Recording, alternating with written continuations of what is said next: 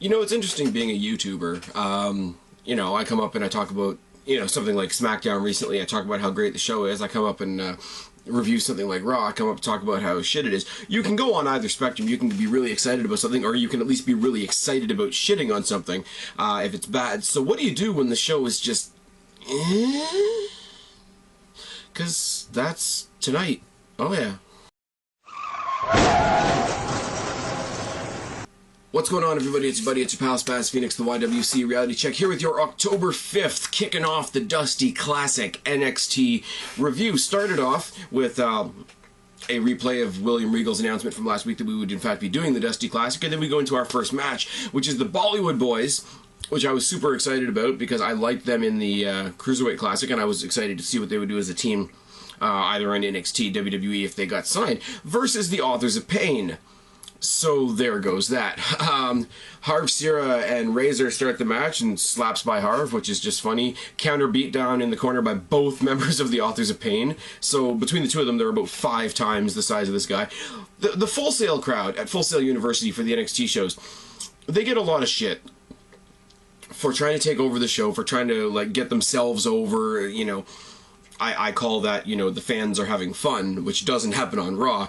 But they get a lot of shit, and they get, I think, unduly criticized. But they do come up with some pretty good shit occasionally, which is Authors of Pain beating down one of the Bollywood Boys, and the crowd chanting, "Please don't die." Oh yes. Jawbreaker by Harv, clothesline by Akam, double kitchen sinks by Authors of Pain. They got him in a double headlock gimmick, and both of them are just kneeing him in the gut. I can't properly explain it, but you got this one little tiny guy being beaten up. Imagine, what's his gimmick? The first guy that ever jobbed to Braun Strowman in a handicap match against Braun Strowman and The Big Show. That's what's going on here. Corner splash by Razor and their clothesline leg sweep combination, which is apparently called The Last Chapter, and the Authors of Pain get the obvious win. Corey Graves sitting there, it's like, here's a spoiler alert, these guys are going to win the tournament. Now, I have to question that move by a commentator like Corey Graves, who's relatively new. Here, these guys are going to win the entire tournament. This tournament includes your brand's tag team champions. So careful how you throw comments like that around. We get the same promo vid as we got for last week for Dan Matha, which just shows that he's big, and he's debuting tonight. Rich Swann versus Patrick Clarke. I don't know who Patrick Clarke is, but he comes out, and apparently he's had a gimmick makeover. He's a little fancy, shall we say, if that's a polite way to put it. He's a little black gold dust, if you will. But holy fuck, the crowd is crazy for Rich Swann. That whole can you handle it all night long. Loud and proud throughout the entire friggin' match. Not the... I don't even know what to say. Really short match. Both guys are alright. Rich Swann, like I say, over like Rover. I like the guy. Side headlock by Clarke and a shoulder tackle and a dropkick by Swann. Corner chops by Swann, spinebuster by Clarke, slaps and a neck vice by Clarke, and a boot by Swann. Super kick. Here you go. Here's the last ending sequence for Rich Swann. Spoiler alert, Rich Swann won the match. Spin kick, corner enziguri, super kick, backflip splash into a pin combination. Rich Swann gets the win. Rich Swann, I really wish he had a different partner in the Dusty Classic. I guess I can divert for a second. At some point this week, I hope, and I'm not going to say this with 100% certainty because I don't know what the rest of my week looks like. At some point this week, I hope to be doing a separate video breaking down all 16 teams of the Dusty Classic, because they are all announced now, although there's a little ambiguity with 1 or 2 of them, but it is what it is. I personally think that I would love to see Rich Swann team up with Cedric Alexander again, like we saw on Raw a couple of weeks ago, but I will get into that in another video. That being said, while I'm taping this, I know that in about an hour or so, I'm going to be going live with Wapo and Kristen for the breakdown for, or sorry, the preview for SmackDown's No Mercy. Now, you guys are going to see this video tomorrow because it's going to take time to load, but hopefully you will go back and watch the preview, which will be happening after this, but before you view the video. Time travel. Time travel is happening on YouTube because Spaz likes to ramble. They replay the match between Cedric Alexander and Andrade Sienna Mas from 2 weeks ago, the respect they gained for each other, and remind us that they are a tag team tonight, which is good. They replay Asuka owning Liv Morgan. last week, which does great things for Liv Morgan, doesn't it? And then she's mocked by Billie Kay and Peyton Royce. Now, I don't know why they showed this with the Asuka and the Liv Morgan and the Rah, because what we have right now is Peyton Royce with Billie Kay in her corner taking on some jobber named Diana Kamala. The only thing I can say that was really, really cool was at one point in the match, Peyton Royce locks a full Nelson with her legs on her opponent in the ropes. So it's a submission that's fucking with you about 3 or 4 different ways. It was really, really nice. A running knee and a snap fisherman suplex with a bridge gets the win for Peyton Royce. Now, I understand that NXT is developmental, and I am by no means shitting on the girls in this match. I don't know much about Danielle Kamala. I don't. If you guys know, if she's somebody I should know about, throw it down in the box below, as you guys always do. Peyton Royce is a little hit or miss with me, and I would really love to see more Billie Kay. As nicely as I can say this match was really messy. Not bad, not offensive, but it's just, you can see where they were trying to go, and you can see where they were trying to do some really cool shit. I just don't think they got it together tonight. In the future, they get their shit together more, I would love to see this match again. Not shitting on them. I have to repeat that once again. I'm not shitting on any of the women involved in this match, but I think it was an off night for both of them, or these two particular don't have in-ring chemistry with each other, and that's okay. But I would be amiss if I didn't say that, hey, they didn't exactly hit the mark tonight. Glorious 10 are in the back talking about how great it's going to be. Robbie Roode being incredibly arrogant while Ty Dillinger tries to talk about how excited he is, and you know, he's trying, you know, it's the babyface heel tag team. Bobby Roode in the back is doing the Glorious in the back, and it almost looks like he's trying to do a Jericho drink it in man thing, which I wouldn't have a problem with. If Bobby Roode was on the main roster and they were doing this tournament on the main roster, Bobby Roode and Chris Jericho, fucking yes. But they will be taking on Sanity next week. Now, we all know, or at least those of us, people who watch NXT are the same people that read the dirt sheets, aren't they? But for all intents and purposes, I've read about Sanity. I know what's coming up. I'm not going to say in this video in case there's people watching this that don't want spoilers. But it'll be good. Glorious 10 take on Sanity next week in the Dusty Classic. Dan Matha comes out to debut. He doesn't get to, but Dan Matha comes out, and as I said before, he's big. That's about it. He gets jumped by Joe and beaten the shit out of and tossed out of the ring, which is funny because you see Dan Matha up here, Samoa Joe down here. I would have loved to see Samoa Joe hit the Muscle Buster on him. I would have laughed a lot. Joe taunts Regal. How many more of your superstars are going to fall before you bring me my championship? It's fucking great.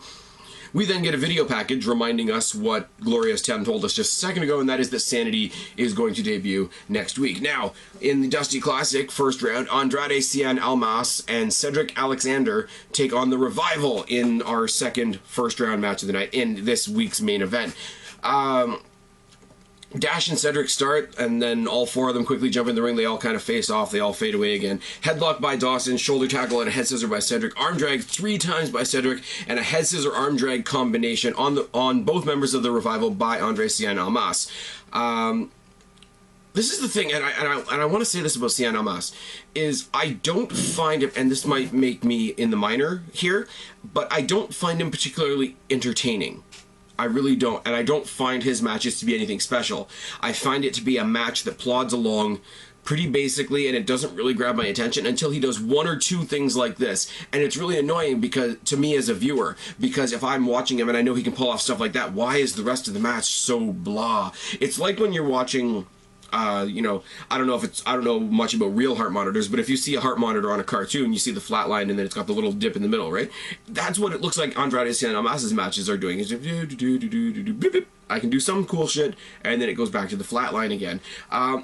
It makes him really awkward to watch, and I'm much more invested in Cedric Alexander. And let's be real for a second. This is a team of 2 guys that were... And yes, I know they're doing this with Sheamus and Cesaro on Raw. I don't like that either. This is a team that... these 2 guys fought last week, decided to become a team, and this week they're facing this brand's set of champions. You know, contrary to what Corey Graves said earlier in the night, which I really disagree with, by the way. the outcome of this match is never in any doubt. You've got a thrown together team versus this brand's set of champions. But be that as it may, but I'm much more invested in Cedric Alexander. Anyways, double arm drag, double drop kick by Cedric and Almas, double headbutt by the Revival, and the faces toss out the heels, flipping suicide dive by Cedric. They do another thing where Andre Almas does his little lounge on the ropes thing, and Cedric comes over the top and hits them with the suicide dive, and commentary says that this is a double team maneuver.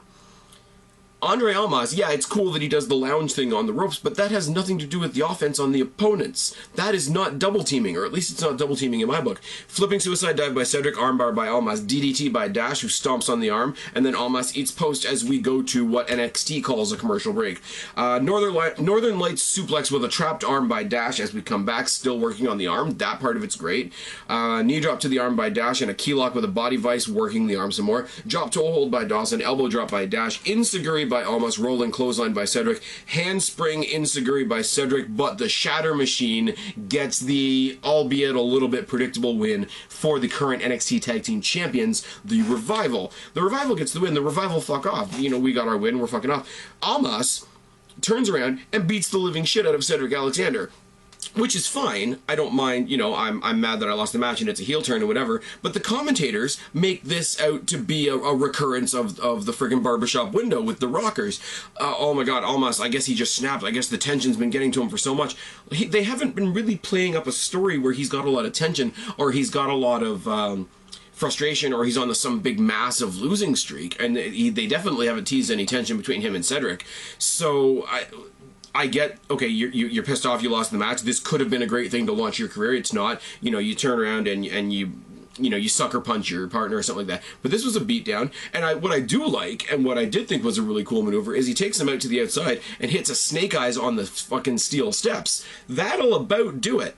That will about do it. It was a decent episode of NXT, but nothing really to write home about. We've got the starting of the Dusty Classic, which is cool. Joe is destroying people, and Dan Matha is big, and none of the women that I really want to see were on the show this week. So I really don't know what to say. And you had the other guy, Clarke, who's a little fancy, as I say, and Rich Swann get him out there and got the crowd revved up more than anything else on the show. Let's be real. Rich Swann, I didn't mention in the back, did a backstage promo with his tag team partner for the Dusty Classic, which is No Way Jose. I get it. They're both dancers. It's easy to put the two dancers together in a tag team. Again, don't agree with that pairing either. I would have put Cedric Alexander with Rich Swann. We saw that on Raw. We saw how well it worked out. I think it would have been great. They didn't go that way. I'm not saying any of them would have won the Dusty Classic anyway. I've actually got very, very conflicting views right now at this moment on who should actually win the tournament, which is why I haven't done that video just yet. That will, as I say, hopefully be coming down the line sometime this week. After I do this video, very shortly after I do this video, I'm going to be going live with Christian and Guapo to preview SmackDown's No Mercy pay-per-view this Sunday. I really wish I had more to say, because like I say, this show wasn't bad by any stretch of the imagination, but it didn't give me anything to rave about, and that's almost more frustrating because I'm leaving you guys and it's kind of eh. So from a very Spaz Phoenix, your YWC reality check, subscribe up there, talk down there, start a conversation, keep all these conversations going, don't be a stranger. I will talk to each and every last one of you later, but for right now I'm tagging out. Bye guys.